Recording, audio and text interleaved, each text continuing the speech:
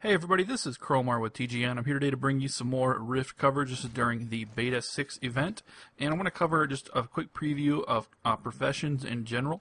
It's not going to be really in-depth. After all, I don't really have time to level up a million professions, but I'll just show you real quick.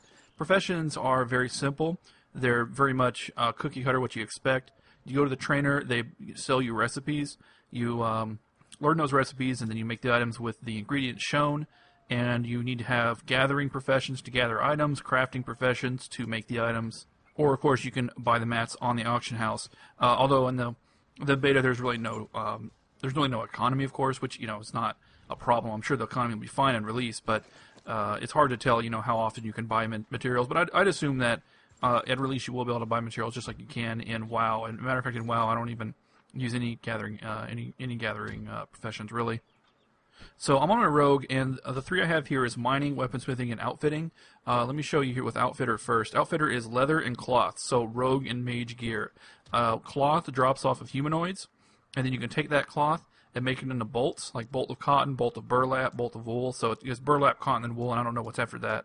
In order to make stuff, you have to use you have to be standing next to items. You can't just make it out in the field. If you're a blacksmith, you need a forge.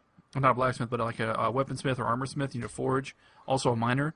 And the town I'm in, Sanctum, has all this stuff in a convenient location, but there's other towns that have these objects too. Workbench is used for certain weapons like bows, and it's also used for what else is used for forging, for turning turning timber into lumber, and the loom is used for cloth and leather. Now, when you mine, you get ore. I think I have some ore here. Yeah, I have some copper ore. Copper is the second highest material. So if I go up to a forge and hit my mining, it shows me how to smelt. So tin, I just don't have any tin on me, so I just hit craft. So and it does a progress bar. I won't bore you with any more progress bars because one's enough. It is progress bar based. You just hit craft all, or put how many you want in the little dialogue, and it gives you however many items. You just go find something to do while you smelt 50 copper. I usually tab out. But so far that part of it is just nothing new at all. It's just like every other game. Now there are a couple little things that are new. Let me just show you under my weaponsmithing tab here. When you create, you have a slot called augmentation, and it says a planar augment can be added to this recipe. And I've got a bunch of examples here. Not this one. Where is it here? Ethereal planar dust. I don't even know what this does. Well, let's find out. Let's do an experiment. I'm going to make a copper longsword because I have some copper with a planar dust and see what it does. Or does it not even let me? What the hell is it for then?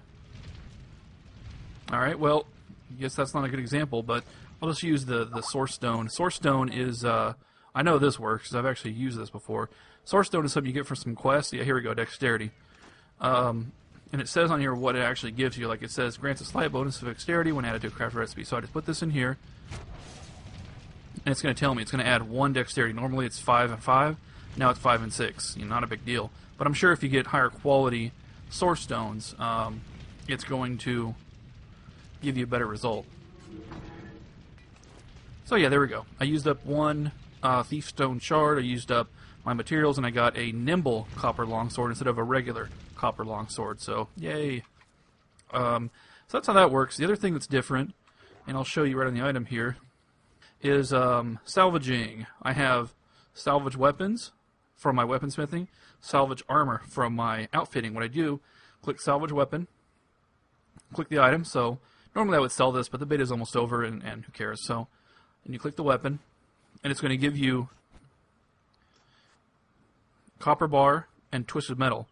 Now you can get anywhere from 1 to 3 copper bars back because it costs 3 copper bars to make.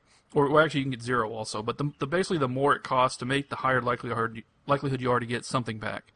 This other thing is just a gray that you sell for almost nothing. It's kind of like saying, well, that's the wasted materials or whatever. But I can't do anything with like I can't use salvage weapons on these boots, for example. It says requires salvage armor. So if I didn't have outfitting, I wouldn't be able to salvage that. So that's how salvaging works. And so I have mining, outfitting, and weaponsmithing. Now I'm going to switch to my cleric. Now my cleric, who apparently logged out in the middle of nowhere, has mining, armor smithing, not outfitting, but armor smithing, and butchery. Armor smithing is plate and chain. So plate and chain armor smithing, leather, cloth, outfitting, or outfitter, or whatever it's called. So it's the same exact thing, though. There's really no difference. It's just chain armor is for clerics, and it's all intelligence and wisdom. Plate armor is for warriors, and it's strength and dexterity and endurance. Yeah, there's an example of an endurance item for tanks. Now, butchery is skinning. So if I kill something, it's skinnable. Is this guy skinnable? You know, I know this bat's skinnable. Let me kill this bat real quick.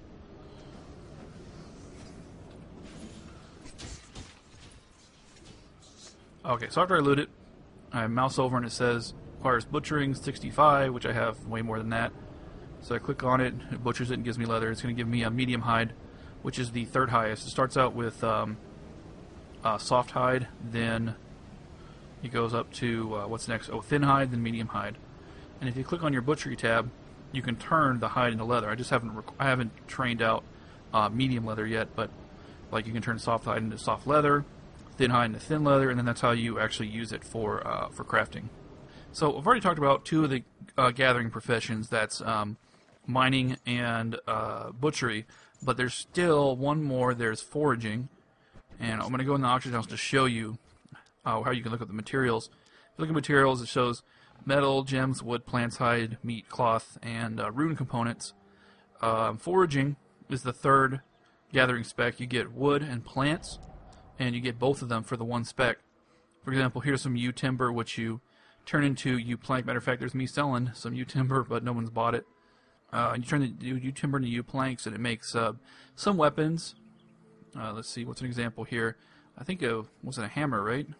Here we go. Yeah, this hammer, this copper warhammer takes ashwood planks, and the unstable flux, which is a vendor item. Yew timber is the lowest level item that you can forge there.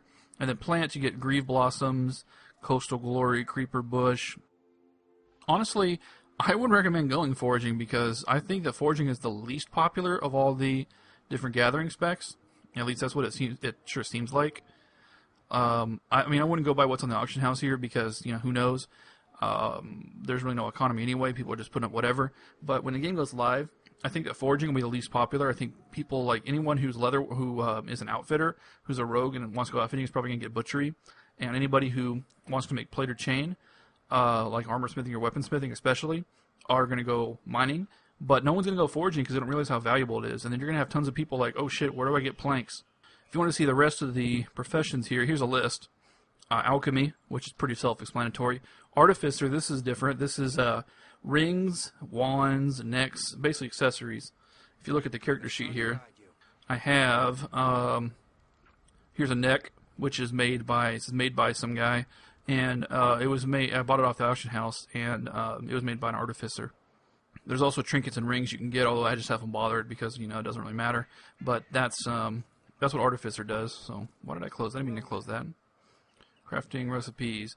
The other ones here, butchering and foraging and weaponsmith and outfitter, mining. I talked about those. Okay. Rune crafting is the last one, and it's pretty much runes are buffs that you can equip on items. Runes and enchantments to create some potency of equipment. Also the rune break, which has some siphon crafting material from enchanted items. Alright, I'm now a novice rune master. So here's a rune. This is like an enchant scroll if you played WoW.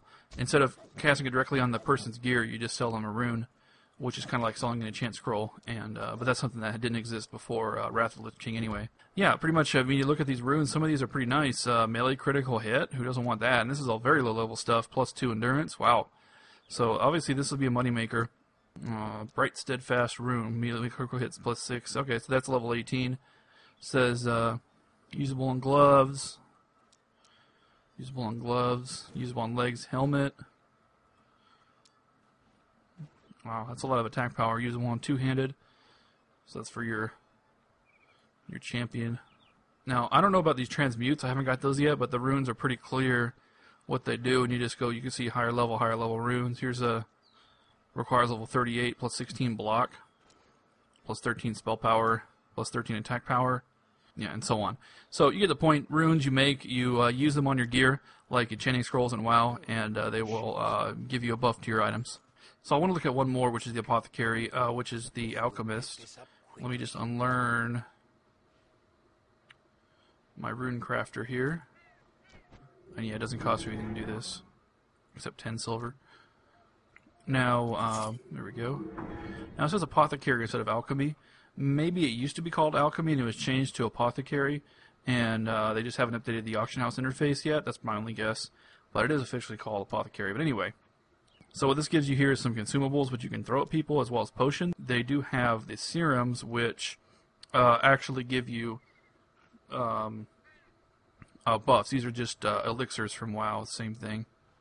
Honestly, it's exactly the same. They even have battle elixir and guardian elixir. They call them assault and fortification serum. Oh, party and raid members. I like that. So you can actually buff your whole party and raid as an alchemist. That's pretty cool.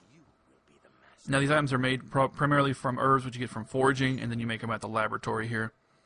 And that's how that works. So that's all the professions in the game. Again, very, very simple.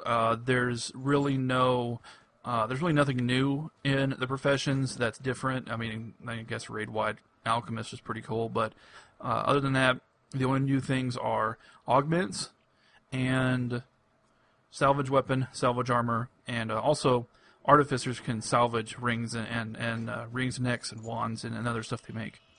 All right, well, thanks for watching. This is Cromar with GGN.